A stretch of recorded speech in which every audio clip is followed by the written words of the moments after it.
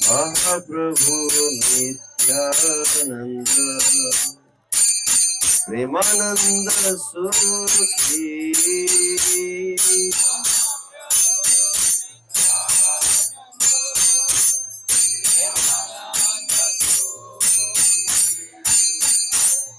कृपावलोकन करो আমি বড় দুঃখী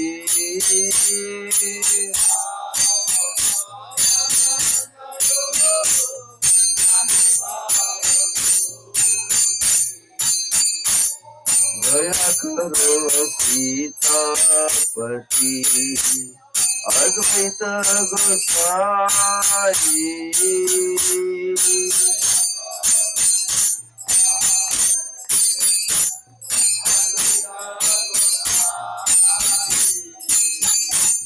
तव कृपा बले पाई चैतन्य निताई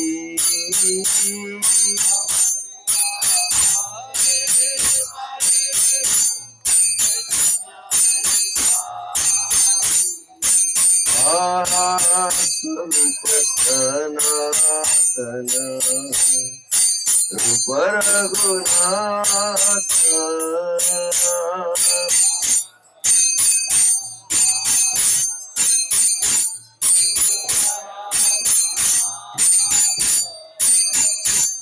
भक्त जोगा श्री जीव प्रभु लोकनाथ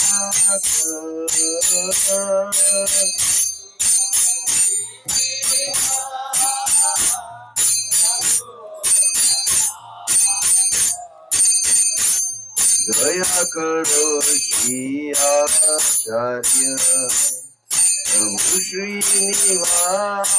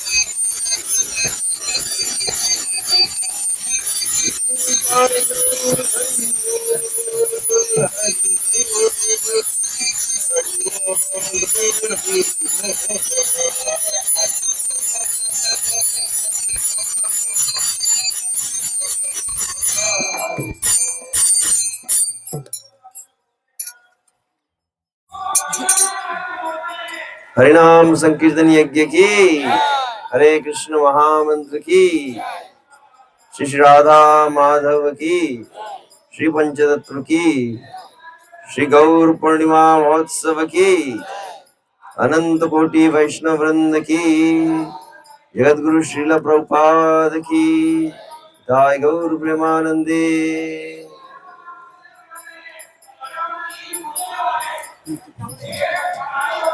अच्छा कंपटीशन चल रहा है, आवाज आ रहा है पीछे तक? पीछे आ रहा है आवाज? मेरे पीछे गई है। जय जय श्री चैतन्य जय नित्यानंद, जय जय श्री चैतन्य जय नित्यानंद, जय द्वैत चंद्र जय गौर भक्त वृंद, जय द्वैत चंद्र जय गौर भक्त वृंद, जय जय श्री चैतन्य जय नित्यानंद, जय द्वैत चंद्र जय गौर भक्त वृंद, जय जय श्री चैतन्य जय नित्यानंद, जय द्वैत चंद्र जय गौर भक्त वृंद।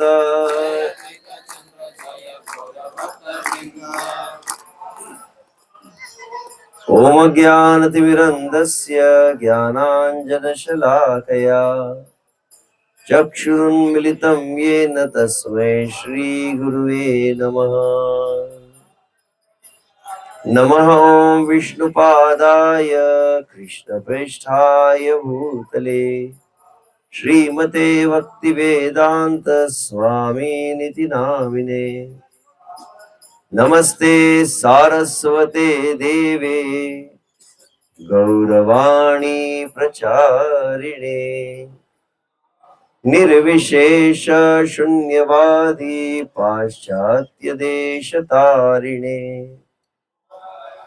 वाञ्छाकल्पतरुभ्यश्च कृपा सिन्धुभ्य एव च पतितानां पावनेभ्यो वैष्णवेभ्यो नमो नमः।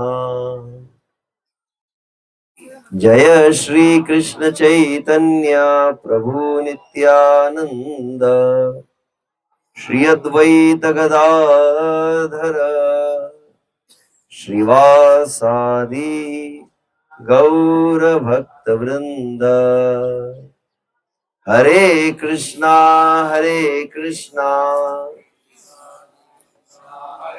तो से बोलिए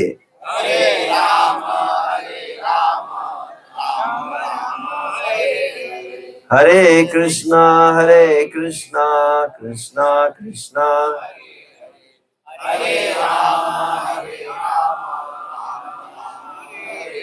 और एक बार हरे कृष्णा कृष्णा कृष्णा हरे हरे हरे राम राम राम हरे हरे। आजानुलंबित भुजौ कनकावदातौ संकीर्तनैकपितरौ कमलायताक्षौ विश्वम्भरौ द्विजवरौ युगधर्मपालौ वन्दे जगत्प्रियकरौ करुणावतारौ।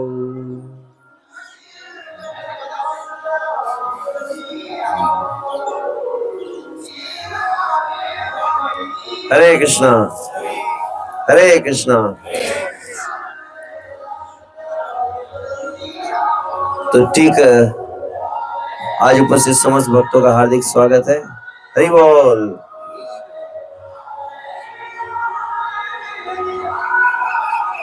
हम सभी का विशेष सौभाग्य है कि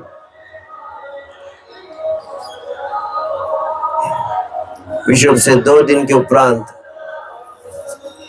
संपूर्ण जगत में श्री गौर पूर्णिमा महोत्सव मनाया जा रहा है। श्री गौर पूर्णिमा महोत्सव की पतित पावन युगावतार श्री कृष्ण चैतन्य महाप्रभु की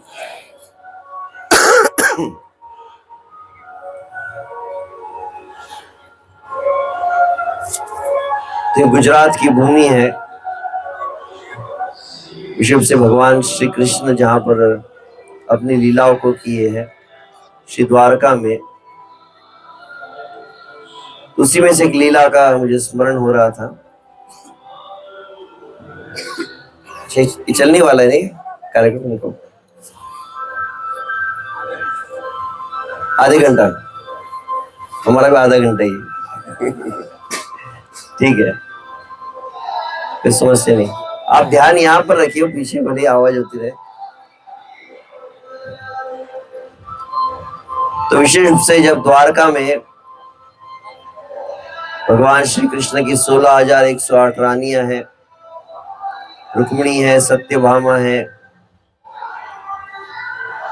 ऐसी समस्त रानियों के बीच में जब भगवान द्वारकाधीश रह रहे थे, तो एक समय की बात है कि जब बहुत समय के लिए भगवान द्वारका से बाहर थे और अंततः भगवान श्री कृष्ण लौट कर आए और समाचार प्राप्त हुआ रुक्मिणी महारानी को कि भगवान श्री कृष्ण आ रहे हैं। तो जैसे ही पता चला तो रुक्मिणी महारानी ने बहुत भव्य तैयारियां की, स्वागत की। रुक्मिणी महारानी के महल में जब श्री कृष्ण आने वाले थे तो रुक्मिणी महारानी ने बहुत अलग प्रकार से श्रृंगार सजावट की, बहुत सुंदर। द्वारकाधीश आ रहे हैं और वाद्य बजने लगे जैसे अभी बज रहे थे और अलग प्रकार से स्वागत की तैयारियां हुई और अंततः भगवान श्री कृष्ण वहां पर पहुंचे हैं। तो जैसे भगवान श्री कृष्ण पहुंचे तो भगवान श्री कृष्ण का स्वागत रुक्मिणी महारानी कर रही है और रुक्मिणी महारानी भगवान श्री कृष्ण के चरणों को धोना प्रारंभ करती है। तो जैसे ही भगवान श्री कृष्ण के चरणों को रुक्मिणी महारानी अपने हाथ में लिया, उनके नेत्रों से अश्रु बहने लगे और वो बहुत ही व्याकुल हो गई और क्रंदन कर रोने लगी। और कुछ ही क्षणों में फिर यहाँ तक कभी कभी वर्णन आता है कि रुक्मिणी महारानी श्री कृष्ण के चरणों को अपने हाथ में ली है और हाथ में लेते लेते अचानक मूर्छित हो गई। भगवान श्री कृष्ण को बहुत आश्चर्य हुआ, ये क्या हो गया। और तब वहां वर्णन है कि रुक्मिणी महारानी को भगवान श्री कृष्ण पूछे है ये, इस संसार में लोग मेरे दर्शन के लिए तरस जाते हैं, मैं तुम्हारे समक्ष आ गया और मुझे देखकर तुम मूर्छित हो गई हो, मुझे देखकर तुम्हारे नेत्रों से आंसू आ रहे हैं, तुम रो रही हो। और तब वहां पर रुक्मिणी महारानी भगवान श्री कृष्ण से भगवान के चरणों की महिमा कही है, बहुत विस्तार से वह, कि कैसे भगवान श्री कृष्ण के चरण, जिससे भक्तियों ठाकुर भी कहते हैं, एखोनो बुझिनो प्रभु तुम्हार चरण, अशोक भयामृत पूर्ण सर्वखान। हमारे आचार्य भक्तिविनोद ठाकुर कहे कि हम भगवान श्री कृष्ण के दर्शन करते, भगवान श्री कृष्ण के चरणों का आश्रय लेते। कैसे भगवान के चरणों की महिमा है, वो जो कोई श्री कृष्ण के चरण कमलों में एक बार नतमस्तक हो जाता है, श्री कृष्ण को प्रणाम करता है, श्री कृष्ण के चरणों का ध्यान करता है, तो श्री कृष्ण के चरणों के 3 गुण बताए गए हैं। कौन से 3 गुण है? अशोक भयामृत पूर्ण सर्व खान। इस संसार के 2 रोग है। हमारे जीवन में जो कुछ बीत चुका है, जो कुछ हो गया, भूतकाल बोलते हैं ना, भूतकाल, जो कुछ हमारे साथ हो गया, उसके लिए हम हमेशा शोक करते रहते हैं, हमेशा रोते रहते हैं। ऐसा क्यों हो गया, वैसा क्यों हुआ, मेरे साथ ही ये क्यों हुआ, इसने मेरा अपमान किया, इसने मेरे साथ दुर्व्यवहार किया। हमारे जीवन में कोई अप्रिय घटना घटती है तो अधिकतर लोगों के मन की स्थिति क्या होती है? वे हमेशा जो बातें हो चुकी उसके लिए रोते रहते हैं। भूतकाल के लिए शोक मन में हमेशा बना रहता है। दूसरी बात क्या है? बोले भविष्य काल के लिए मन में भय भी हमेशा बना रहता है। अगर कुछ मुझे बीमारी हो गई तो क्या होगा, यदि मेरे व्यापार में नुकसान हो गया तो क्या होगा, यदि मेरी मृत्यु हो गई तो क्या होगा, यदि मुझे कुछ रोग हो गया तो क्या होगा, यदि मेरे प्रेमी जन मुझसे बिछुड़ गए तो क्या होगा। भोगे रोग भयम कुलिचित भयम रूपे जराया भयम। बहुत भोग करे तो रोग का भय है। ज्यादा खा लिया तो पेट खराब हो जाएगा, ज्यादा मीठा खा लो तो डायबिटीज हो जाएगा। रूपे जराया भयम, बहुत ज्यादा सुंदर रहे तो 10 बार आईने में फोटो देखते रहता है अपना, और थोड़ा भी एक भी बाल सफेद हो गया तो फिर बाल काले कैसे करना है, फिर कौन सा क्रीम लगाओ, कौन सा पाउडर लगाओ। तो जो बहुत भोग करता है उसको रोग का भय, जो सुंदर है उसको बुढ़ापे का भय, जो बलवान है उसको शत्रु का भय, और अंततः देहे कृतांता भयम। जिसको ये शरीर मिला है हमेशा मन में भय है कि कहीं ना कहीं अगर मेरी मृत्यु हो गई तो क्या होगा। तो जैसे घड़ी में पेंडुलम होता है ना, पेंडुलम पता है, ऐसा एक कांटा होता है नीचे, पुराने जमाने की घड़ी आपने देखी होंगी, ऐसा कांटा लटकता था, इधर से उधर, उधर से इधर, इधर से उधर, उधर से इधर, ऐसे होते रहते ना। तो वैसे इस संसार में हमारा मन भी पेंडुलम की तरह घूमते रहता है। कौन सा पेंडुलम है?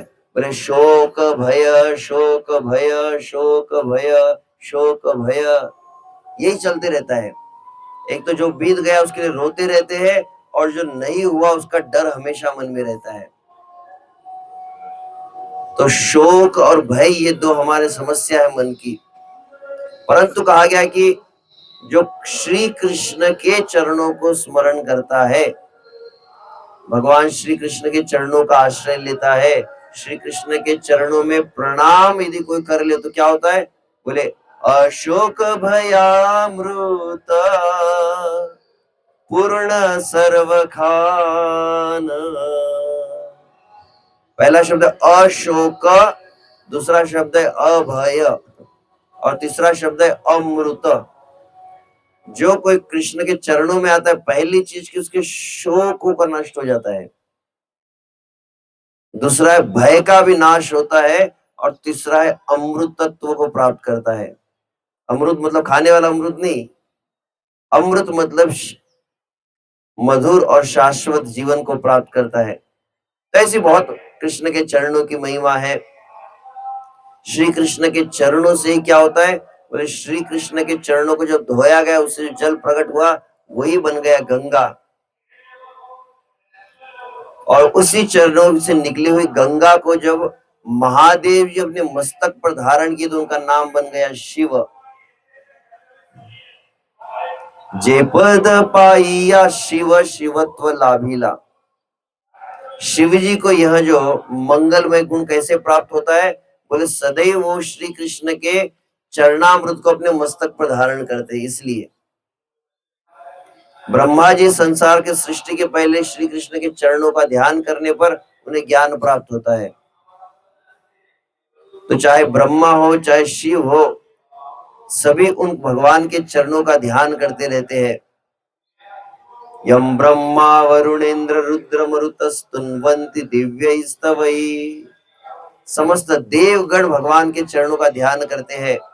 और गोपियां तो कहती है प्रणत कामदम पद्मजार्चितम धरणि मंडनम ध्येय मापदी। कि कैसे कृष्ण के चरण है? बोले कृष्ण के चरणों का आश्रय लेने मात्र से समस्त संसार की कामनाओं की पूर्ति हो जाती है। और उसके पहले गोपियां कहती है प्रणत देहि नाम पाप कर्शनम। जो कोई आप क्या करते, जैसे यहाँ पर आया आपने देखा भक्त क्या करते, बोले श्री कृष्ण के चरणों में प्रणाम करते हैं। जैसे ही कोई श्री कृष्ण के चरणों में प्रणाम करे, कई बार माताएं क्या करती है अपने पैरों में मेहंदी लगाती है, पता है यहाँ लगाते कि नहीं? और मेहंदी में अलग अलग डिजाइन बनाती है। भगवान श्री कृष्ण के चरणों के तलवों में अलग चिन्ह है। जैसे माताएं मेहंदी लगाने पर जैसे डिजाइन बनाती है, वैसे कोई कोरी डिजाइन मात्र नहीं है श्री कृष्ण के चरणों में। श्री कृष्ण के चरण कमलों में जितने चिन्ह है वो सभी चिन्मय चिन्ह है, चैतन्यमय है। जैसे ही आप श्री कृष्ण के चरणों प्रणाम करते, बोले जितने भी चिन्ह हैं श्री कृष्ण के चरणों का स्मरण करके कृष्ण को प्रणाम करेंगे। जैसे मोबाइल में आप क्या करते हैं, सिम को डालते हैं ना, मोबाइल में सिम डालने पे क्या होता है, बोले सिम एक्टिवेट हो जाता है। वैसे ही कृष्ण के चरणों में प्रणाम करने मात्र से सभी वो चिन्ह एक्टिवेट हो जाते हैं। तो क्या है, बोले श्री कृष्ण के चरणों में क्या है, बोले एक वज्र है। इंद्र का शस्त्र जो है वज्र, दधीची मुनि के हड्डियों से बनाया गया था।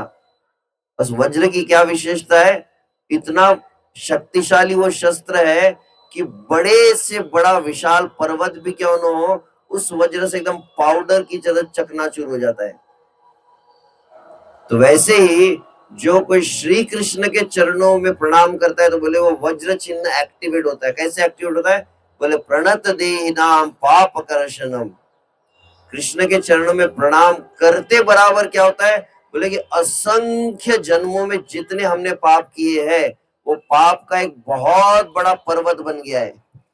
तो केवल कृष्ण के चरणों में प्रणाम करने मात्र से पूरा पाप का जो पर्वत है चकनाचूर हो जाता है। हरि बोल। तो ऐसे भगवान श्री कृष्ण के चरण हैं। तो वहां पर रुक्मिणी महारानी कहती है कि हे श्री कृष्ण, ऐसे चरण जो बड़े दुर्लभ है, आज मुझे इसका दर्शन हो गया। परंतु जैसे ही मैंने आपके चरणों का दर्शन किया तो अगले क्षण मन में क्या विचार आया कि कुछ ही क्षणों में भगवान श्री कृष्ण द्वारका छोड़कर पुनः अपने भक्तों की रक्षा के लिए दौड़कर चले जाएंगे। तो आपके चरणों का मुझे दर्शन हो रहा है, लेकिन अगले क्षण मन में विचार आया कि श्री कृष्ण मुझे छोड़कर चले जाएंगे। उसी क्षण रुक्मिणी महारानी के मन में विरह आ गया, भगवान छोड़कर चले जाएंगे तो भगवान के बिना मैं कैसे रह पाऊंगी, इसीलिए वो रोने लगी। ऐसा जब मन में विचार आया तो श्री कृष्ण उस समय विचार करने लगे कि मेरे भक्त मुझसे कितना अधिक प्रेम करते हैं कि मेरी सेवा करते समय, मेरी भक्ति करते समय भी केवल अगर मन में भावना आ गई कि श्री कृष्ण से हमको दूर रहना पड़ेगा तो कैसी अवस्था हो जाती है, बोले जैसे पानी में से मछली को अलग कर दिया जाए। तो मछली जैसे तड़पती है, मेरे भक्त मेरे प्रेम के विरह में वैसे व्याकुल हो जाते हैं। अब ये बात किसके बीच में चल रही थी, श्री कृष्ण और रुक्मिणी के बीच में। उसी समय बतलाया जाता है कि इस संसार में, ये द्वापर युग की बात है,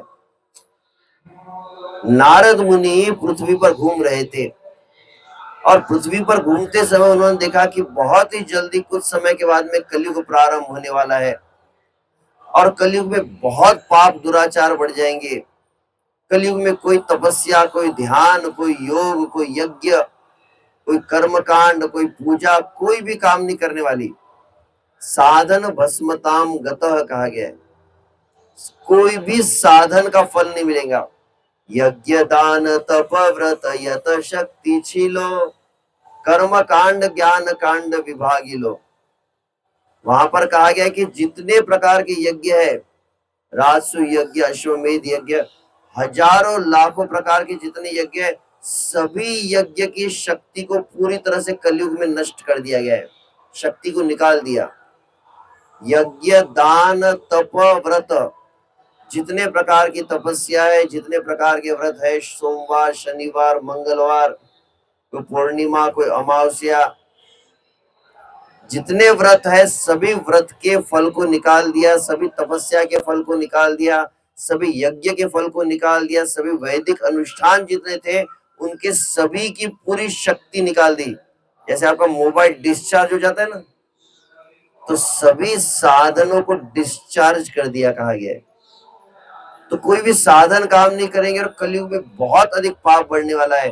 तब नारद मुनि ने विचार किया कि क्या होगा कलयुग के जीवों का। 2026 में सूरत में रहने वाले भक्तों का क्या होगा। तो ये विचार जब आया तो नारद मुनि सीधे द्वारका पहुंचे हैं, श्री द्वारकाधीश भगवान की। तो वो वर्णन मैं कर रहा था। यहाँ पर श्री कृष्ण और रुक्मिणी बैठे हुए हैं, रुक्मिणी रो रही थी और कृष्ण को याद आ रहा था कि कैसे वृंदावन के मेरे भक्त है, राधा रानी गोपियां है, वे भी इसी तरह से रोती है। और उसी समय नारद मुनि आकर रोने लगे और नारद मुनि ने कहा, प्रभु कलयुग के जीवों का क्या होगा, सूरत में रहने वालों का क्या होगा। उस समय 5000 साल पहले भगवान श्री कृष्ण ने घोषणा की, हे नारद मुनि सुनो, अभी जैसे रुक्मिणी मेरे लिए रो रही थी, वृंदावन के भक्त जैसे मेरे लिए रोते हैं, मेरे भक्त मेरे प्रेम में जैसे डूब जाते हैं, तो इस प्रेम का अनुभव मैं भी करना चाहता हूं। तब उन्होंने कहा, भुंजिबो प्रेमार सुख भुंजाइबो लोके, दीन भाव प्रकाश करिबो कलियुगे। ये भविष्यवाणी है। हे नारद मुनि सुनो सुनो, क्या करूंगा। बोले बहुत ही जल्दी ये जो मेरी भक्ति है, जैसी भक्ति रुक्मिणी सत्यभामा आदि करते, जैसे वृंदावन के भक्त करते, ऐसी भक्ति को मैं स्वयं कलयुग में करूंगा। इतना ही नहीं, कलयुग में जितने भी जीव जन्म लेंगे सबसे मैं भक्ति करवाऊंगा। भुंजीवो भुंजाइवो कहा गया है। कैसे करूंगा। भक्त जनेर संगे भक्ति करिया, निज प्रेम बिलाइबो ईश्वर होइया। हालांकि मैं ईश्वर हूं, परंतु कलयुग में क्या करूंगा। बोले कलयुग में मैं स्वयं भक्त बन जाऊंगा और स्वयं भक्त बनकर मैं भक्ति करके दिखलाऊंगा। तो भगवान श्री कृष्ण 5000 साल पहले गीता का उपदेश दिए और क्या कहा। बोले मन मना भव मद भक्तो, अपना मन मुझ में लगाओ, मेरे भक्त बनो, मेरी शरण ग्रहण करो, मेरा अनन्य चिंतन करो। भगवान ने प्रवचन बहुत दिया द्वापर युग में, लेकिन समस्या क्या है। बोले कलयुग के जीवों की दशा बहुत ही बुरी है, उनका ऊपर का दिमाग काम ही नहीं करता है, तो उनकी बात कोई पल्ले पड़ी नहीं। तो कभी कभी आपने देखा है, स्कूल में अगर जाएंगे तो स्कूल में एक शिक्षक बच्चों को पढ़ाता है, लिखो क ख ग घ ए बी सी डी लिखने कहता है ना। तो समझदार विद्यार्थी लिखते, लेकिन कुछ ऐसे विद्यार्थी होते जो एक नंबर के मूर्ख होते हैं, समझ में ही नहीं आता है। उनको कहते हैं ऐसे 2 लकीर खींचो, फिर बीच में आड़ी लकीर खींचो, ये हो गया ए, फिर 2 आधे गोल बनाओ, फिर उसमें लकीर खींचो, बन गया बी। कितना भी समझाओ परंतु कुछ बच्चे समझते ही नहीं है। तब शिक्षक को दया आ जाती है। शिक्षक क्या करता है, बोले बच्चे के बगल में जाके बैठ जाता है और बच्चे के हाथ को पकड़ लेता है और खुद वहां पर लिख कर दिखाता है ABCD। और उसी समय क्या होता है, उस समय व्यक्ति बाहर से आ गया और क्या देखा कि वह जो शिक्षक है वो खुद ABCD लिख रहा है बच्चे का हाथ पकड़ के। तो बाहर वाला व्यक्ति क्या सोच रहा था, अरे इतना समझदार व्यक्ति, उसको ABCD लिखना भी नहीं आता है। परंतु वास्तविक शिक्षक सीखने के लिए नहीं लिख रहा था, सिखाने के लिए लिख रहा था। उसी प्रकार से वैराग्य विद्या निज भक्ति योगा शिक्षार्थ में का पुरुष पुराण श्री कृष्ण चैतन्य शरीर धारी कृपाम्बुधि त्वाम शरणम प्रपद्ये। तो वैसे ही कलयुग में कहा जाता है अपनी निज भक्ति योग शिक्षार्थम, अपनी भक्ति को सिखलाने के लिए स्वयं भगवान कलयुग में प्रकट होंगे। हरि बोल। और अपने भक्तों को लेकर वो भक्ति करेंगे। अब प्रश्न है भक्ति कैसे करेंगे, भगवान कोई आरती उतारने वाले हैं, भगवान यज्ञ हवन करेंगे, भगवान वेदों का पाठ करेंगे? नहीं नहीं, क्या कहा गया है, निज नाम संकीर्तन प्रकट करिबो नवद्वीप शची गृहे जन्म लभिबो। तो मायापुर नवद्वीप धाम में, वहां पर शची माता के घर में मैं प्रकट होऊंगा और अपने भक्तों के साथ मिलकर हरिनाम संकीर्तन को करूंगा। हरिनाम संकीर्तन की। अब प्रश्न है हरिनाम संकीर्तन क्यों करेंगे भगवान? कलयुग में हरिनाम संकीर्तन क्यों करने के लिए बताया जा रहा है? तब वहां पर बताते हैं कि पहले के युगों में कलयुग में क्या अंतर है। सतयुग में क्या था, बोले सतयुग में जितने भी राक्षस थे, जितने दैत्य थे, जितने असुर थे, असुर मतलब समझते हैं ना, असुर। जैसे संगीत आप बजाएंगे ना, हारमोनियम बजाते, पेटी बजाते, तो सारे ग म प ध नि सा ऐसा होता है, स्वर होते हैं। तो जिसको संगीत की समझ है, सा पहला मूल स्वर होता है और फिर रे ग म प ध नि ये अलग अलग स्वर है। तो सही सुर किसको कहा जाता है, बोले पहले स्वर के साथ सभी स्वर मिलने चाहिए। हारमोनियम के सा के साथ में रे मिलना चाहिए, ग म प ध नि सभी मिल जाएंगे तो क्या हो जाएगा, बोले वो हारमोनियम सुरीला है कहते हैं। अब मृदंग करतार एक तरफ बज रहा है, मैं अलग ही कुछ सुर में गा रहा हूँ, पेटी अलग स्वर में बज रही है, तो बोलेंगे प्रभु जी बेसुरा गा रहे हैं, कहते कि नहीं। तो सुर मतलब क्या है, बोले मूल स्वर क्या है, सा के साथ अगर सभी स्वर मिल गए तो बोले वो हो गया सुर। और सा से अगर बाकी सुर नहीं मिलते उसको कहते हैं बेसुर। तो वैसे ही मूल स्वर है सा, और सा मतलब क्या, तो बोले भगवान श्री कृष्ण। श्री कृष्ण के साथ जिनके मिल जाते हैं सुर, वो बन गए सुर। और जो अपना अलग से लगाते हैं श्री कृष्ण से सुर, वो बन जाते असुर। मिले सुर मेरा तुम्हारा। तो भगवान एक बात कह रहे हैं और भगवान के बात के विपरीत अगर कोई करने लगे तो उसको असुर कहते हैं। असुर मतलब ऐसा नहीं कि बड़े बड़े कोई सिंह रहते थे, बड़े बड़े दांत रहते थे, शर्ट पैंट और कोट टाई पहनने वाला भी असुर बन सकता है। साड़ी में भी हो सकती है मिस्टर असुर, मिस्टर मिसेस असुरनी। तो असुर, तो पहले क्या हुआ, बोले सतयुग में जितने भी असुर थे वो अलग लोक में रहते थे और जितने देवतागण थे वो अलग लोक में रहते थे। जैसे हिरण्यकशिपु हुआ, हिरण्याक्ष हुआ, तो भगवान वराहदेव प्रकट हुए, नरसिंह भगवान प्रकट हुए, कुरुम्ब भगवान प्रकट हुए, वामन भगवान प्रकट हुए। और इन सभी भगवान ने क्या किया, असुरों का संहार कर दिया। वराह भगवान ने क्या धारण किया था, बोले वराह भगवान ने गदा को धारण किया और हिरण्याक्ष का संहार किया। नरसिंह भगवान ने क्या किया, बोले नरसिंह भगवान तव कर कमल वरे नखम अद्भुत श्रृंगा, अपने नाखूनों से हिरण्यकशिपु के पेट को फाड़ दिया। तो सतयुग में वराह भगवान का शस्त्र कौन सा हुआ, गदा। नरसिंह भगवान का शस्त्र कौन सा हुआ, नाखून हुए।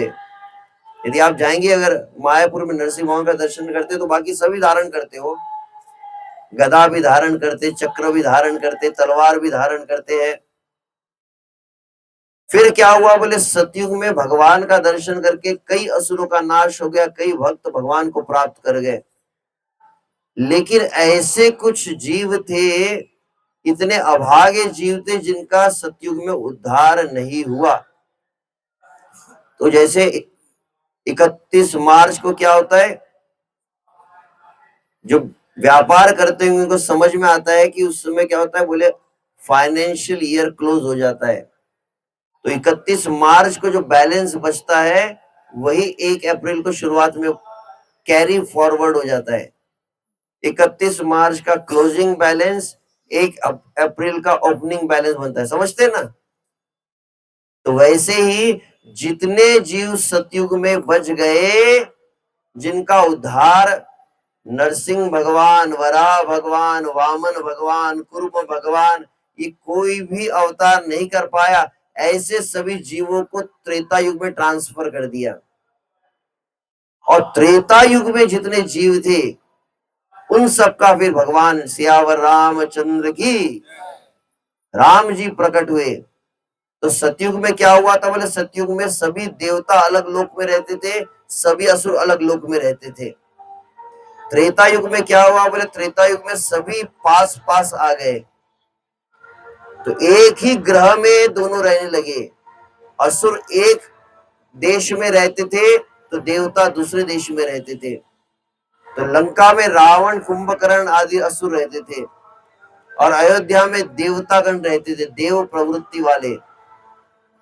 उस समय राम जी आए और राम जी ने लंका पर युद्ध आक्रमण किया, युद्ध हुआ और करोड़ों अरबों सभी असुर मारे गए। रावण को भी मार दिया, इंद्रजीत को मार दिया, कुंभकर्ण को मार दिया, खरदूषण को मार दिया, ताड़का को मार दिया, सभी असुरों का भगवान संहार किए। और राम जी का दर्शन करने मात्र से कई जीवों का उद्धार हो गया। जितने बंदर राम जी की सेवा में थे, राम जी की सेवा करके सभी के सभी अरबों अरबों बंदर भगवान के धाम चले गए। हरि बोल। यहाँ तक कि जो गिलहरी राम जी की सेवा की वो भी भगवान के धाम चली गई। हरि बोल। और राम जी जब रावण से युद्ध करने लगे, रावण की सेना में जितने असुर थे, राम जी का मुख देखते हुए उन्होंने शरीर छोड़ा, वो भी भगवान के धाम चले गए। श्याम रामचंद्र की।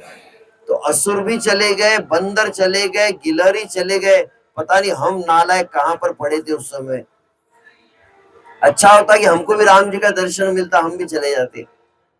तो त्रेता युग में सभी भगवान के धाम चले गए। यहाँ तो बताया जाता है वाल्मीकि रामायण आदि में कि जब राम जी अपने धाम वापस जाने लगे, अयोध्या में जितने जीव थे सभी को अपने धाम लेकर चले गए।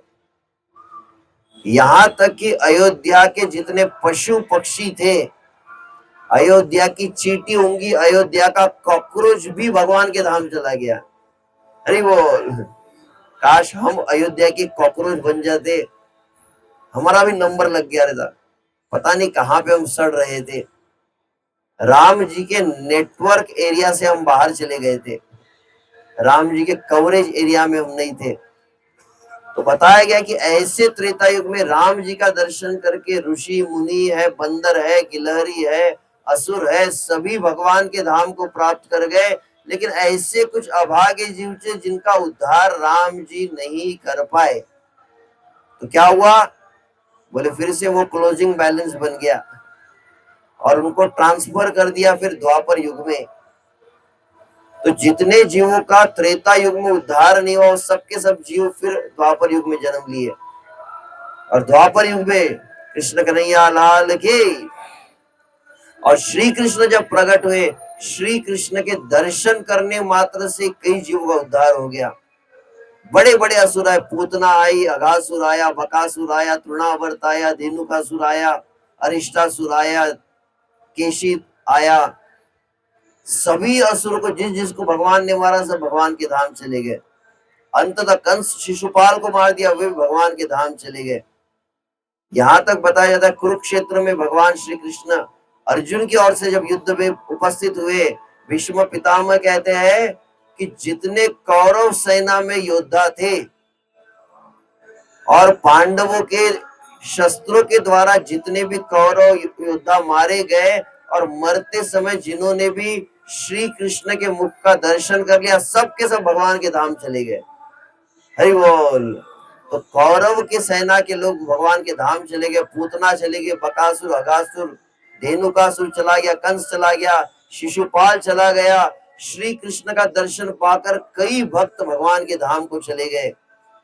लेकिन ऐसे कुछ नालायक, इतने दुर्भाग्यशाली, इतने अभागे, यूजलेस, होपलेस, ऐसे पापी कोई जीव थे जिनका कुर्म भगवान, वराह भगवान, वामन भगवान, नरसिंह भगवान, राम भगवान, परशुराम भगवान, बलराम भगवान, श्री कृष्ण भगवान, सब भगवान मिलके भी उद्धार नहीं कर पाए।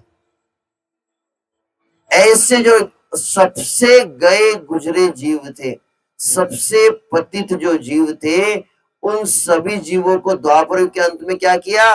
बोले ट्रांसफर कर दिया कलयुग में।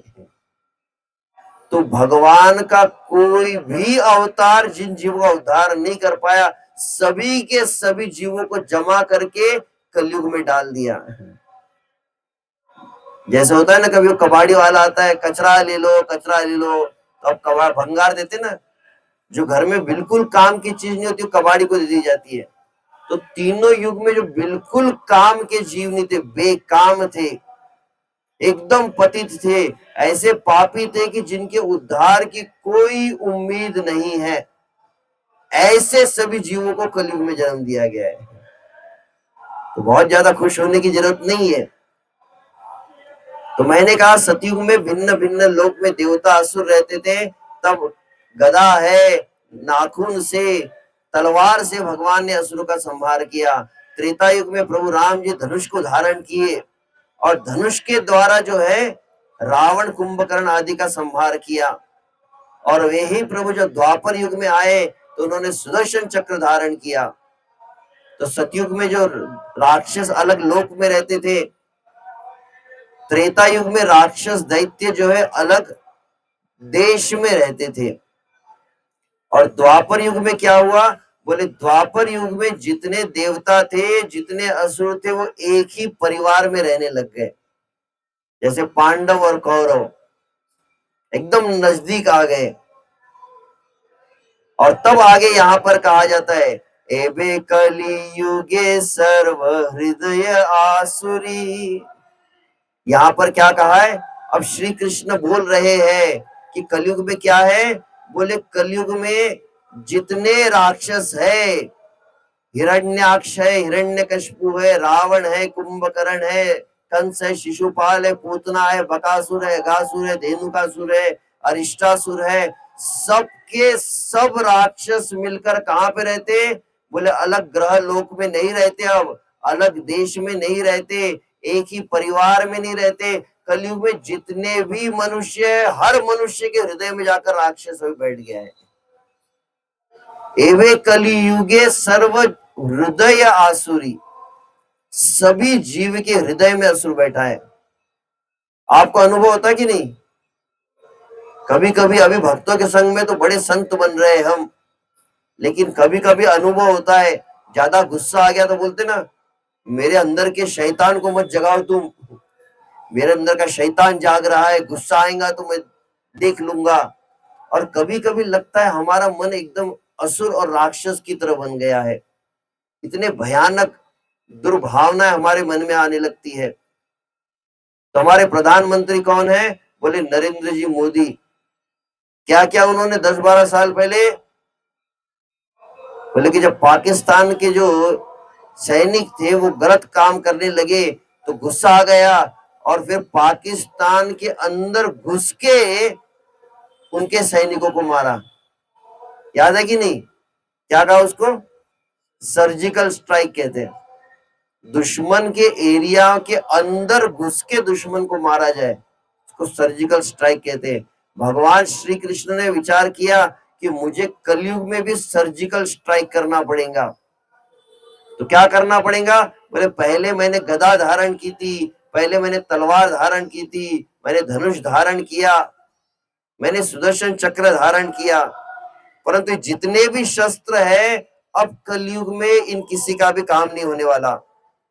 तब वो कहते एबे सर्वजन से हृदय आसुरी, खड्ग अस्त्र छेद्य नहे रण की बाकरी। अब युद्ध भूमि पर लड़ाई करके कोई फायदा नहीं है। अब तलवार काम नहीं करने वाली, अब सुदर्शन चक्र काम नहीं करने वाला। ऐसा कोई शस्त्र मुझे प्रयोग करना पड़ेगा, अंदर घुस के राक्षस को मारना है। क्योंकि भगवान ने अगर सुदर्शन चक्र धारण किया, नित्यानंद प्रभु कहे भगवान पृथ्वी पे एक भी मनुष्य जीवित नहीं बचेगा। तो कौन सा शस्त्र है? तब वहां पर द्वापर युग में भगवान श्री कृष्ण इस बात को कह रहे नारद को। क्या कहा? कि मैं कलयुग में विशेष शस्त्र लेके आऊंगा। कौन सा शस्त्र है? बोले तलवार। तलवार को क्या कहते हैं? खड्ग। खड्ग कहते हैं। और कैसी खड्ग है? बोले एकदम धार वाली तलवारें, एक ही वार में दो टुकड़े हो जाए। कौन सी तलवार है? एबे नाम संकीर्तन तीक्ष्ण खड्ग लैया, अंतर असुर जीव फैली बेकाटिया। तो हरिनाम संकीर्तन की जो तलवार है इसको मैं लेकर आऊंगा, और ये हरिनाम संकीर्तन के द्वारा कलयुग में सभी जीवों के हृदय के असुरों का मैं नाश कर दूंगा। हरिनाम संकीर्तन की। और तब क्या होगा? निज प्रेम भाषाई वो ए ब्रह्मांड सब। ये भगवान श्री कृष्ण घोषणा कर रहे हैं 5000 साल पहले इसी गुजरात के द्वारका में द्वारकाधीश ने घोषणा की है कि कलयुग में समय आएगा कि पूरा ब्रह्मांड जो है कृष्ण प्रेम में डूब जाएगा। हरि बोल। निज प्रेम भाषा वो ए ब्रह्मांड सब, कबू ना राखी वो दुख शोक एक लव। तब कोई दुख नहीं, कोई शोक नहीं, सभी लोग कलयुग में नाचने लगेंगे। सभी लोग अपने हाथ ऊपर करके जोर जोर से बोलने लगेंगे हरे कृष्णा कृष्णा कृष्णा। और क्या होगा? ये प्रेम याचय शिव विरंची अनंत, तहा बिलासी वो कली अधम दुरंत। अरे हजारों लाखों साल तप कर लीजिए, बड़े बड़े यज्ञ अनुष्ठान करो, वेदों का पाठ करो, मुक्ति को भी प्राप्त कर लो, परंतु भगवान वृंदावन बिहारी लाल श्री कृष्ण का प्रेम नहीं मिलता है किसी को भी। सतयुग में प्रहलाद को भी वह वृंदावन का प्रेम नहीं मिला, हनुमान आदि को भी जो प्रेम नहीं मिला, ध्रुव को नहीं मिला, प्रहलाद को नहीं मिला, पांडवों को भी नहीं मिला। ऐसा जो प्रेम है, ये प्रेम याचय शिव विरंची अनंत। शिव जी है, ब्रह्मा जी है, सभी हाथ जोड़कर मन में विचार करते वृंदावन का प्रेम हमको मिल जाए। तो बोले किसी को भी नहीं मिलता है। लेकिन यहाँ पर भगवान घोषणा कर रहे हैं कलयुग में क्या होगा? जैसे मान लीजिए कहीं पर भंडारा हो रहा है, प्रसाद वितरण हो रहा है, तो लोगों की लाइन लग जाती, कतार लग जाती है। 1 2 3 ऐसे 100-200 लोग लाइन में खड़े हो जाते हैं। और नियम क्या है? बोले जो सबसे लाइन में 1 नंबर पे रहेगा उसको पहले प्रसाद मिलता है, फिर दूसरे को, फिर तीसरे को, फिर 5वें को। परंतु बोले कि कलयुग में नियम ही मैं पलट दूंगा, सबसे आखिरी नंबर पे जो रहेगा उसको सबसे पहले प्रसाद मिलने वाला है। सबसे ज्यादा पापी जो रहेगा, सबसे अधिक जो पतित रहेगा, उसको सबसे उच्च कोटि का प्रेम मैं प्रदान करूंगा। हरि बोल। तो इस तरह से यहाँ पर जो श्री कृष्ण कह रहे हैं। और उस समय कहा कि जब मैं प्रेम को कैसे बांटूंगा, बोले ऐसे जब मैं प्रेम को बांट रहा था 500 साल पहले, भगवान प्रकट हुए श्री चैतन्य महाप्रभु के, चैतन्य महाप्रभु ने प्रेम बांटा, परंतु कुछ लोग उससे वंचित रह गए। हम 10 लाख साल पहले नहीं थे जब राम जी आए थे, 5000 साल पहले भी हम कहाँ थे पता नहीं, कृष्ण का दर्शन नहीं हुआ। अंततः द्वापर के बाद कलयुग में चैतन्य महाप्रभु आए, और चैतन्य महाप्रभु का दर्शन करके कुत्ते को भी प्रेम मिल जाता था। पता है, चैतन्य महाप्रभु ने हाथ लगाया तो हाथी और हिरण भी नाचने लग गए। चैतन्य महाप्रभु ने हाथ लगाया तो बाघ भी वहां पर प्रेम में नाचने लग गया। कुत्ते ने अपने दोनों पैर ऊपर कर दिए और वो भी बोलने लगा, हरे कृष्णा हरे कृष्णा,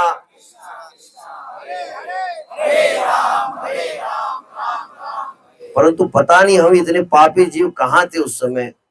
500 साल पहले मैं था कहाँ पर, मैं विचार कर रहा था, पता नहीं कहाँ किस गटर के नाले में सड़ रहा हूँ कीड़े मकोड़े की तरह। गौरांग महाप्रभु की कृपा नेटवर्क में मैं नहीं था। तो ऐसे जीवों के लिए तब 5000 साल पहले भगवान श्री कृष्ण कहे, यदि पापी छाड़ी धर्म, ऐसे पापी, हम जैसे पापी जो धर्म को छोड़ दिए। धर्म कौन सा है? कली कालेर धर्म हरि नाम संकीर्तन, जो संकीर्तन से दूर रह गए। और कहां पे रहे? बोले यदि पापी छाड़ी धर्म सूरत देशे जाए, और जो सूरत में आके बस गए, ऐसे जीवों के लिए क्या होगा? मोर सेनापति भक्त जाइबे तथाए। भगवान श्री कृष्ण 5000 साल पहले भविष्यवाणी किए, मैं अपने धाम से एक भक्त को सूरत में भेजने वाला हूँ। हरि बोल। और कौन वह सेनापति भक्त सूरत में आए थे 55 साल पहले? जगत गुरु श्रील प्रभुपाद के। और ऐसा वह भक्त आएगा जिसको शक्ति मिलेगी कि पूरे जगत को वो नचा देगा कृष्ण के नाम में। तो ये भगवान चैतन्य महाप्रभु की विशेष कृपा है कि जो योग्य नहीं है, जो अधिकारी नहीं है, ऐसों को भी भगवान की भक्ति प्राप्त हो रही है। हाथी बाघ हिरण तो क्या बात है, पापी से पापी जीव को भी भक्ति मिल सकती है चैतन्य महाप्रभु की कृपा से। तो भगवान श्री चैतन्य महाप्रभु का आश्रय कैसे लिया जाता है?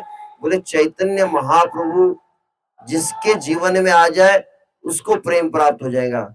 आप में से कितने लोग भगवान श्री कृष्ण का प्रेम प्राप्त करना चाहते हैं? तो जितने प्रेम प्राप्त करना चाहते हैं दोनों हाथ ऊपर करके जोर से कहेंगे, गौरांगा। जोर से गौरांगा गौरांगा। निताई चैतन्य बोले जय जीव डाके, सुविमल कृष्ण प्रेम अन्वेषये ताके। क्या कहा गया? कोई व्यक्ति अगर कृष्ण कृष्ण बोलता है, हरि हरि बोलेगा, राम कृष्ण हरि बोलेगा, लेकिन करोड़ों जन्म में भी कृष्ण का नाम लेने से उसको प्रेम नहीं मिल सकता। क्यों? बोले हमारा हृदय में बहुत अपराध भरे हुए हैं, इसलिए कोटि वर्ष करी यदि श्री कृष्ण भजन, तबु नाम रते नहीं पाए दुर्जन। परंतु दुर्जन जो अपराधी है उसको करोड़ों साल कृष्ण का नाम लेके प्रेम नहीं मिलेगा। लेकिन क्या होता है, अपराध अगर हट गए तो प्रेम मिल जाएगा ना। अपराध नष्ट करेंगे कैसे? तो अपराध को मारने वाला एक मंत्र है, जितने भी मन में अपराध है वो सभी नष्ट हो जाएंगे, अपराध की वृत्ति नष्ट हो जाएंगी। कल सुबह हम कह रहे थे, क्या कह रहे थे? श्री कृष्ण को प्राप्त करना बहुत आसान है, लेकिन सबसे कठिन क्या है? बोले कृष्ण को प्राप्त करने की इच्छा ही कठिन है। तो सभी अपराध नष्ट हो जाएंगे और कृष्ण की प्यास हमको लगने लगेगी। कैसे? बोले एक विशेष मंत्र बोलना चाहिए। मेरे पीछे दोनों हाथ ऊपर करके बोलिए, जय श्री कृष्ण चैतन्य प्रभु नित्यानंद श्री अद्वैत गदाधर श्रीवासादि गौर भक्त वृंद गौरांगा। जोर से गौरांगा नित्यानंद, नित्यानंद। अब गुजरात वाले नाम सुनकर अचरज कर रहे हो कि ये कौन से नए नाम आ गए, लेकिन ये बहुत चमत्कारी नाम है। इसको बोलते अपराध नाश मंत्र कहते हैं। तो क्या कहा गया है? निताई चैतन्य बोले जय जीव डाके। डाके मतलब जोर से पुकारना है। जो नित्यानंद गौरांग ऐसे नाम को जोर जोर से पुकारता है तो क्या होता है? सुविमल कृष्ण प्रेम अन्वेषय ताके। हम इतनी श्री कृष्ण की भक्ति करते, कृष्ण की आरती उतार रहे, एकादशी उपवास कर रहे, परिक्रमा तीर्थ यात्रा करते, किस लिए? बोले कि कृष्ण का प्रेम मिल जाए। हम भगवान के प्रेम के पीछे पड़े हैं, लेकिन जो गौरांग के नाम का कीर्तन करता क्या होता है? बोले कृष्ण प्रेम हाथ धो के उसके पीछे पड़ जाता है, उसके पीछे पीछे भागने लगता है। जो क्या कहता है? गौरांगा। तो ऐसे चैतन्य महाप्रभु का आश्रय जब लेंगे, और चैतन्य महाप्रभु का आश्रय कैसे लिया जाए? केवल गौरांग कहने से नहीं, गौरांग को अपने जीवन में स्वीकार करने से। आप में से कितने लोग चाहते हैं कि आज आप घर जाए, साक्षात भगवान चैतन्य महाप्रभु आपके साथ आपके घर पर जाना चाहिए? कितने लोग चाहते हैं? चैतन्य महाप्रभु आपके घर में गए तो पूरा वृंदावन धाम प्रकट हो जाएगा। जो चाहते दोनों हाथ ऊपर करके एक बार जोर से गौरांग बोले, गौरांगा। कैसे चैतन्य महाप्रभु आपके घर में जाएंगे? गौरांग बोलने से जाएंगे? चैतन्य महाप्रभु का फोटो यहाँ से खरीद कर लेकर जाइए, जाएंगे नहीं। सबसे महत्वपूर्ण बात है, जिस प्रकार से भगवान श्री कृष्ण कलयुग में कैसे प्रकट हुए, तो कहते तेने वांगमय मूर्ति प्रत्यक्ष वर्तते हरि। साक्षात भागवत क्या है? बोले श्री कृष्ण का कलयुग में अवतार है। कलयुग में अगर भागवत को अपने घर में रखा मतलब भगवान श्री कृष्ण की स्थापना हो गई। तो वैसे ही कहा जाता है, अभी 2026 में साक्षात भगवान चैतन्य महाप्रभु आपके घर में आने के लिए तैयार है। आप उनको बुलाने के लिए तैयार है क्या? और होंगे तो जोर से गौरांग बोलिए। कितने लोग लेके जाना चाहते हो चैतन्य महाप्रभु अपने घर पे? एक बार फिर से देख लेता हूं मैं कितने हाथ है। तो कैसे लेकर जाएंगे? तो बोले भगवान श्री कृष्ण भागवत के रूप में प्रकट हुए, वैसे चैतन्य महाप्रभु चैतन्य चरितामृत के रूप में प्रकट हुए हैं। हरि बोल। जिस घर में चैतन्य चरितामृत ग्रंथ रख दिया, हमारे एक सन्यासी देवामृत स्वामी महाराज कहते, अभी अभी आपने सुना ना, चैतन्य महाप्रभु को देखकर हाथी और बाघ भी प्रेम में नाचने लग गए थे। चमत्कार हो गया कि नहीं? तो वैसे ही देवामृत महाराज कहते हैं, जिस घर में चैतन्य चरितामृत किताब रख दी, उस घर में आप चमत्कार देखने लग जाएंगे। जितने घर के लोग हैं सभी प्रेम में पागल हो जाएंगे, सभी को प्रेम मिल जाएगा जब चैतन्य चरितामृत आएगा। तो आप सबसे प्रार्थना है, आप सभी को गौर पूर्णिमा की हार्दिक शुभकामनाएं। श्री गौर पूर्णिमा महोत्सव की। चैतन्य महाप्रभु का रूप ही है चैतन्य चरितामृत, वैसे ही चैतन्य महाप्रभु का और एक कौन सा रूप है? बोले गौर पूर्णिमा। भगवान भगवान के नाम में फर्क नहीं है, वैसे भगवान और भगवान की प्रकट तिथि में भी फर्क नहीं है। जैसे चैतन्य महाप्रभु अति दयालु है, वैसे गौर पूर्णिमा दिन भी अति दयालु है। सर्व सद्गुण पूर्णम सा वंदे फाल्गुन पूर्णिमा। कविराज गोस्वामी फाल्गुन पूर्णिमा को दंडवत प्रणाम कर रहे हैं। क्यों? क्योंकि साक्षात भगवान का स्वरूप है गौर पूर्णिमा। तो उस दिन क्या करेंगे? बोले उस दिन जो कोई गौर पूर्णिमा का उत्सव मनाता है, अब संसारी लोग तो होली खेलते रहेंगे, परंतु चैतन्य महाप्रभु का उत्सव कैसे मनाया जाता है? तो सबसे प्रमुख चैतन्य महाप्रभु के लिए पंचारती आप करेंगे, चैतन्य महाप्रभु को 56 भोग बनाएंगे, ये करना ही। परंतु चैतन्य महाप्रभु की सबसे प्रमुख आराधना कौन सी है? बोले हरे कृष्णा हरे कृष्णा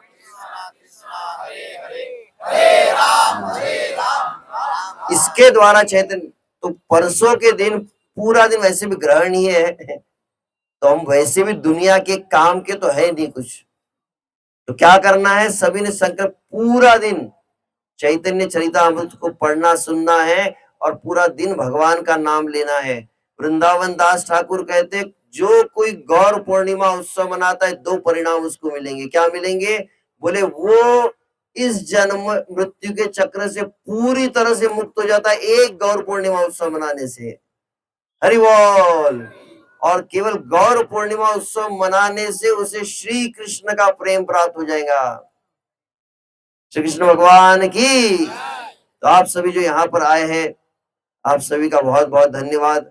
आप सभी अवश्य जो है अपने जीवन में, आपके पास बढ़िया मोबाइल है कि नहीं, अपना बंगला है कि नहीं, अपनी गाड़ी है कि नहीं, अपनी बीवी है कि नहीं, वो बहुत जरूरी नहीं है। सबसे ज्यादा जरूरी है आपके जीवन में चैतन्य चरितामृत है कि नहीं। तो आप सभी से प्रार्थना है, इतना मैंने अभी वो बाजू का साउंड भी बंद हो गया, पूरी शक्ति लगा के मुझे बोलना पड़ रहा था, परंतु इतनी शक्ति लगाई तो कुछ वसूली भी होनी चाहिए। इतना मेरा शक्ति मेरी लगी है, तो मैं अपने आप को बहुत धन्य मानूंगा यदि आप यहाँ पर आज संकल्प ले ले, इस चैतन्य चरितामृत को मेरे मनुष्य जीवन को सार्थक करना है, अनंत जन्मों के बंधन काटने हैं, तो चैतन्य महाप्रभु को अपने घर पे लेकर जाना है जल्द से जल्द। तो तुरंत मुझे क्या करना है, तुरंत अरविंदाक्ष प्रभु को प्रार्थना करनी है कि मुझे चैतन्य चरितामृत। अरविंदाक्ष प्रभु आपके पास नहीं आएंगे, आपको अरविंदाक्ष प्रभु के पास आके चैतन्य महाप्रभु को मुझे घर पर लेकर जाना है। तो सभी आप चैतन्य चरितामृत प्राप्त कीजिए, चैतन्य चरितामृत ग्रंथ को रखिए। कई घरों में अभी यहाँ पर पता नहीं है, अन्य स्थानों पर कई बार क्या होता है, बोले चैतन्य चरितामृत की स्थापना होती है, जैसे घर में विग्रह की स्थापना करते हैं ना, चैतन्य चरितामृत को घर में रख के उसकी आरती उतारी जाती है, भगवान आ गए हमारे घर में। तो वैसे आप कर सकते हैं, अरविंदाक्ष प्रभु को बुलाकर अपने अपने घरों में क्या कीजिए, उसको कहते हैं चैतन्य चरितामृत इंस्टॉलेशन प्रोग्राम। सभी अपने घर में रखिए। अरविंदाक्ष प्रभु एक बार भी उस चैतन्य चरितामृत का पाठ करके कीर्तन करेंगे, आपके घर में चैतन्य महाप्रभु प्रकट हो जाएंगे अरविंदाक्ष प्रभु की कृपा से। हरि बोल। श्री गौर पूर्णिमा महोत्सव की आप सभी भक्तों की, अनंत कोटि वैष्णव वृंद की, जगत गुरु श्रील प्रभुपाद की, हिताय गौर प्रेमानंदे। हरि हरि बोल। हरे कृष्णा।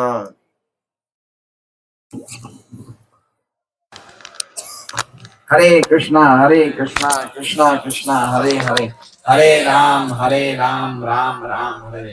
तो बहुत सुंदर गौर कथा प्रभु जी के मुखारबिंद से हमें सुनने को मिली। और हम में से कुछ भक्त तो श्री चैतन्य महाप्रभु जानते, लेकिन कुछ काफी नए भक्त हैं जो गौरांग महाप्रभु की महिमा को नहीं जानते। कौन है वो, तो उसके बारे में प्रभु जी ने इतना सुंदर ये बताया दृष्टांत देके, तो हम बड़े आभारी हैं। एक्चुअली प्रभु जी चाहे तो रात के 10 बजे तक भी बोल सकते हैं, लेकिन इनको भी एक मंदिर में जाना है, जहांगीरपुरा मंदिर में भी इनकी कथा है, गौर कथा, तो तुरंत निकलना है, निकलेंगे। लेकिन प्रभु जी का जो अंतिम विनम्र निवेदन है वो ये है यहाँ पे कि ये श्री चैतन्य चैतामृत, मैं आप मजाक नहीं कर रहा हूँ, लेकिन अगर हम वास्तव में पागल होना चाहते हैं तो घर में ले आइए। जो पागल होंगे ना वो सीरियसनेस वाले पागल नहीं होंगे, आनंद वाले पागल हो जाएंगे, है ना। हम लोग टेंशन में, चिंता में, मोबाइल, व्हाट्सएप, लोन, कर्जा, ये वो, आए दिन सुसाइड हो रहे हैं, आए दिन लोग परेशान हैं, लोग कर्जे में डूबे हुए हैं, लोग घरों में परिवार है, चिंता है, परेशानी है। लेकिन चैतन्य चैतन्य ऐसा ग्रंथ है कि खाली पढ़ने मात्र से हमारे हृदय का आनंद करोड़ों गुना बढ़ जाएगा। जैसा प्रभु जी ने बताया कि जो गौरांग नित्यानंद के नाम लेगा, कृष्ण प्रेम भागेगा उनके पीछे। तो ऐसा चैतन्य चैतन्य ग्रंथ है, नित्य पान करने से। इसमें लिखा है कि अगर कोई समझे भी नहीं, खाली पढ़ते रहे तो कृष्ण प्रेम प्राप्त हो जाएगा। दिव्य वस्तु है चैतन्य चैतामृत। मैं आपको क्या कह रहा हूँ, जैसे भागवत और चैतन्य चैतामृत दोनों पढ़ेंगे, कड़ी खिचड़ी खाएंगे। जैसे आज हम लापसी कड़ी है क्या, लापसी और दाल वो है, क्या कहते हैं, सब्जी है। तो दोनों का संयोग भागवत और चैतन्य चैतन्य साथ में पढ़ने से जो आनंद आएगा, हम समझ नहीं सकते कितना आनंद आएगा। तो मेरा निवेदन है, आप लोग जो जो चैतन्य चैतन्य लेना चाहते हैं, कौन कौन लेना चाहते हैं, खड़े हो जाइए जरा। जय हो भक्त उमेश जी की। और कौन है, आइए जल्दी, प्रभु जी के पास आ जाइए, प्रभु जी निकलने वाले 2 मिनट में, जल्दी आइए, प्रभु जी के कर कमलों से ले लीजिए। हरे कृष्णा कृष्णा कृष्णा हरे हरे, हरे राम राम राम। क्या नाम क्या है? उमेश जी, भक्त उमेश। जोर से ताली बजाइए इनके लिए। हरे कृष्णा कृष्णा कृष्णा हरे हरे, हरे राम राम। भक्त गुलाब सिंह जी आइए। हरे कृष्णा कृष्णा कृष्णा हरे हरे, हरे राम राम राम। नीतू माता जी, और बाकियों का ऑर्डर ले सकते हैं। हाँ यस प्रभु। हरे कृष्णा कृष्णा कृष्णा हरे हरे, हरे राम लक्ष्मी से तो नाम याद कर लीजिए, मुझे किससे पैसे पता नहीं चलेगा। हरे कृष्णा कृष्णा कृष्णा हरे भक्ति आ गई। ये प्रभु जी गुरुकुल पढ़ने वाला है ये। हरे कृष्णा। भक्त हरिंदर जी, हरे कृष्णा कृष्णा कृष्णा हरे हरे। इसको दो, इसको दो। और है क्या? हाँ, आपको तेलुगु चाहिए? अच्छा ठीक है, कोई बात नहीं, मैं करता हूँ व्यवस्था। अच्छा, एक उड़िया किसको चाहिए? सुनीता माता जी, उड़िया। हाँ, एक उड़िया भाषा में। उड़िया? हाँ, इनके कोई माता जी, उनको चाहिए। हरे कृष्णा कृष्णा कृष्णा हरे हरे, हरे राम राम राम हरे। और बाकी जो माताएं हैं उनको घर में मेरे पास सभी नाम लिखवा आप लोग दीजिए। नाम लिखवा दीजिए मुझे। अच्छा, ये लीजिए, ये लीजिए। मर्यादा अभी इसी को गोल गोल घुमा रहे। नहीं, वो उनको तेलुगु में चाहिए। हरे कृष्णा कृष्णा हरे हरे, हरे राम राम राम। मेरा निवेदन है, जैसा प्रभु जी ने कल भागवतम क्लास में भी कहा, जिनके घर में है वो भी एक एक रखें, और गौर पूर्णिमा तक या आने वाले 10-15 दिनों में एक एक किसी को। थोड़ा बढ़ा दिया मैंने, जितने लोग हैं एक संकल्प ले, ज्यादा नहीं, केवल कितना, 4,000 का ही है तो। और कुछ नहीं, आप क्या कीजिए, 2 दिन में केवल 5 लोगों को आपको चैतन्य चेतावनी देना है। आप गिफ्ट में दीजिए कुछ भी, 4,000 का गिफ्ट वैसे भी लोग खर्च कर देते हैं आजकल, तो कितना 20,000 ही लगेगा। तो हर एक जन कितना, सिर्फ 5, एक अपने लिए रखो और 4 दूसरों को देना है। अब थोड़ा बढ़ गया मेरा, दूसरा प्रवचन में बुलाया ना, एक प्रवचन में एक ही बोला था, 2 प्रवचन में थोड़ा प्राइस बढ़ जाता है। तो 5 चैतन्य चेतावनी सेट सभी को लेना है। कितने लोग 5 लेने के लिए तैयार है? अरे इच्छा तो कर सकते हैं, इच्छा कितने मन में? हाँ ठीक है, तो ठीक है, आप सभी इच्छा है तो आप सभी अवश्य स्वयं भी लीजिए, और किसी को भी, अपने दोस्त को, अपने रिश्तेदार को आप अवश्य इसको प्रदान कीजिए। बहुत बहुत धन्यवाद। हरे कृष्णा। हिज ग्रेस अनंत शेष प्रभु की।